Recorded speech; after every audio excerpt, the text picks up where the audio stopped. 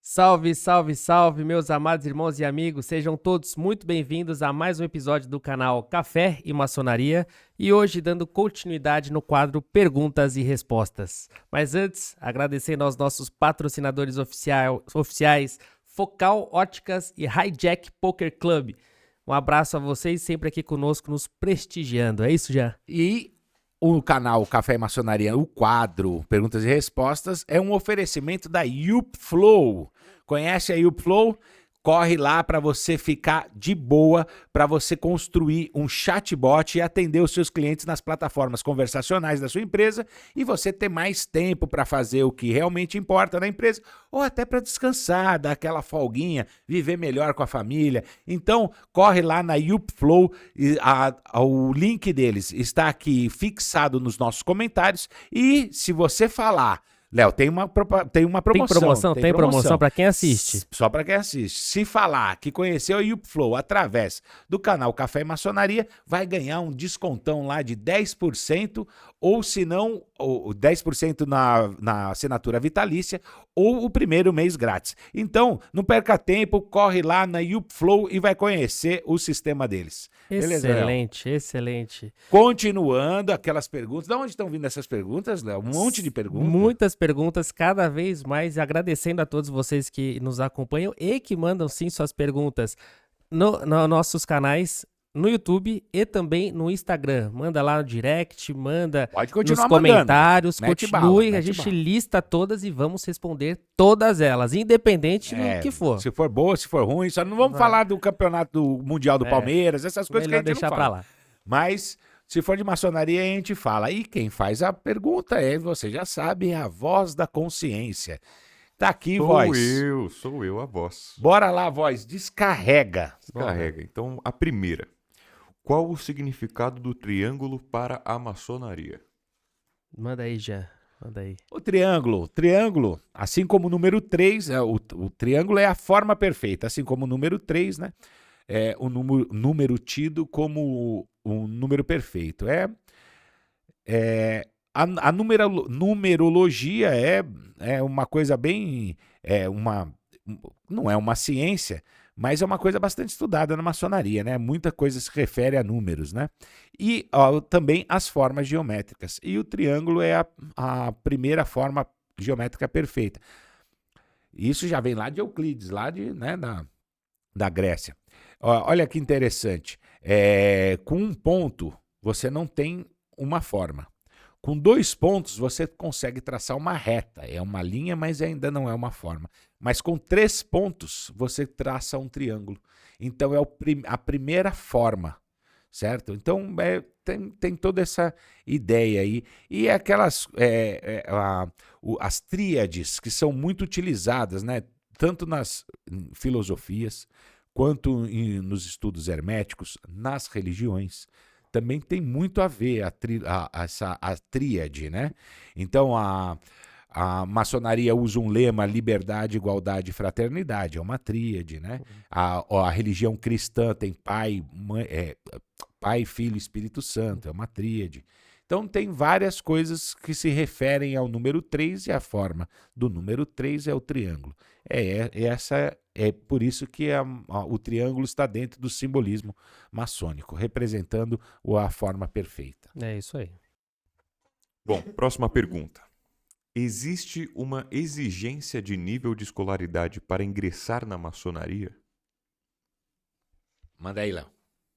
Não exige um grau de escolaridade para ingressar na maçonaria, né? O que nós sempre adotamos, é claro, o bom senso, né? A pessoa ali está estudando ainda, é bom que se aguarde a conclusão, mas vamos supor, a pessoa não tem ensino superior, não é por conta disso que ela não vai deixar de entrar na maçonaria, ela pode sim, desde que ela tenha aí bons costumes. Outros predicados. Outros predicados, exatamente, mas não é requisito para ingressar na maçonaria. E nem nunca foi, porque a maçonaria, desde a sua criação, veja, se a gente pensar em século XVIII, Não tem, muitos lugares não tem nem escola. Faculdade eram pouquíssimas, né? Só nos principais centros. Então não ia exigir de qualquer forma. Porém, também não, a maçonaria desde o início também não admite aquele que é completamente iletrado. Porque a maçonaria depende de um debate filosófico, né? Uma escola filosófica. Então, ela depende de um debate filosófico, de um conhecimento mínimo para você conseguir desenvolver. Então, assim, não é necessário escolaridade. Nós não exigimos um nível de escolaridade. Mas se for um analfabeto ou um muito pouco alfabetizado, dificilmente vai ser admitido. Não porque não pode, mas porque não vai conseguir se desenvolver. É isso aí. Então, no fim das contas, é assim, obviamente, o conhecimento, a erudição, quanto mais melhor, para qualquer coisa da vida. Quanto mais melhor, mas não existe uma obrigatoriedade. Também não quer dizer que no passado não tenha se admitido aquele homem que era analfabeto. A gente sabe aqui no Brasil e que muitos maçons, né, no século XVIII, no século XIX, início do século XX, muitos homens eram analfabetos, mas eles tinham uma posição na sociedade elevada. E não é porque é político ou porque é rico, mas eram homens influentes na cidade. Então, na cidade só tem um sapateiro. Aí ele é analfabeto. Mas é um homem importante, que a cidade toda precisava dele. Então, provavelmente ele poderia ser aceito na maçonaria.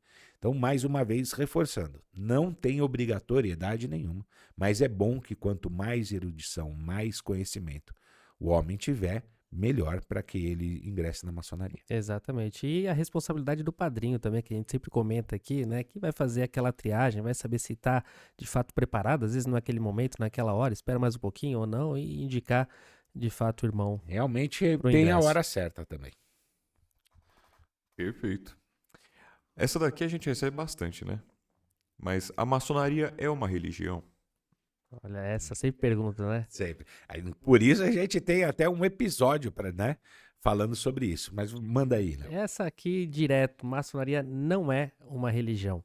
Nós falamos que a maçonaria é religiosa, porque ela acredita em um ente supremo, acredita em um criador. Inclusive, dedica a esperança, ao amor, enfim, a diversas questões dessa natureza. Mas ela é religiosa, não é uma religião e também admite pessoas, né, neófitos, a ingressarem qualquer religião que seja, tá? Mas não é religião. E assistam o episódio... É o episódio 4? 3? Qual que é? Não lembro qual que é o número. A gente já fez tantos. Religiosidade e maçonaria. É isso aí. Eu queria fazer um comentário aí a respeito desse assunto, Léo. Outro dia eu assisti um pastor de uma igreja afirmando que a maçonaria é sim uma religião, e aí ele pega a definição de religião do dicionário, e aí todas as definições ele coloca que a maçonaria é isso. Então a religião é tal coisa, a maçonaria é isso, a religião é tal coisa, a maçonaria é isso.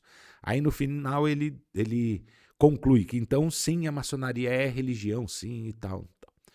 Mas olha só como é que a gente comprova que ela não precisa nem olhar a definição de religião.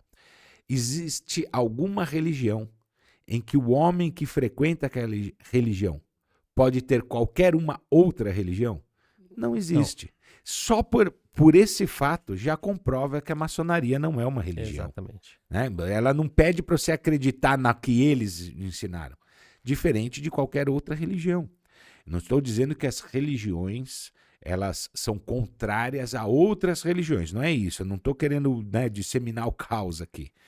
O que eu estou dizendo é que se um homem ele é o líder de uma religião e recebe uma pessoa que procura a igreja, vamos chamar assim, a igreja dele, para fazer parte daquela igreja, só que aquela pessoa que está chegando acredita em uma outra religião, a primeira coisa que vão pedir para ela é deixar de acreditar naquela religião, para que ele passe a acreditar nessa religião na qual você quer fazer parte. E isso é as religiões são assim. É normal, é assim.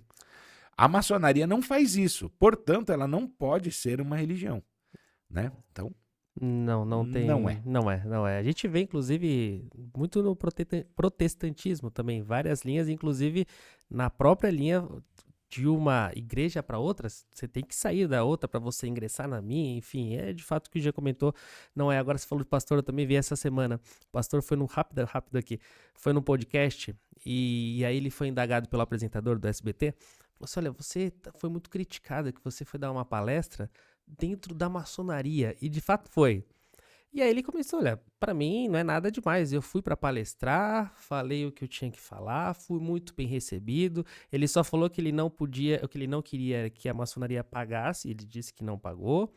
Enfim, ele falou que foi muito bom. A única coisa que no comentário final, e aí é por isso que eu tenho que falar isso aqui, ele disse, aí o apresentador perguntou: mas e aí, você acha bom? Aí ele respondeu: olha, eu sou o pastor e assim, eu entro nos lugares, se eu sou obrigado a continuar e se for impossível de eu sair, pra mim não funciona. Que deu a entender que uma vez ingressar na maçonaria, você não pode sair nunca mais. Então, só para esclarecer, na verdade não é bem assim, né? Você pode sim deixar de sair por livre e espontânea vontade, ou também porque alguns atos você deixou de fazer, mas não é bem aquilo que o pastor falou. Mas tudo bem. Maravilha. Depois o pastor esculacha a gente aqui. Eu quero... Depois o pastor faz um react aqui falando mal da quero gente, ver, vocês reclamam. Bom, próxima pergunta. O bode tem algum significado especial nos rituais maçônicos? De novo, o Essa bode. também Coitado acontece do bode, muito. cara. De novo, o bode. Esse bode acompanha aí. Não tem nada a ver, o bode não tem nada a ver na maçonaria. A maçonaria não fala nada de bode, gente. Nada, não tem nada. Não é símbolo, nada. Ah, mas os bodes se chamam de bodes. Assim como o palmeirense chama o outro de porco. Aí, porcada e não sei o quê. É só isso, mas não quer dizer que o Palmeiras instituiu o porco como um símbolo.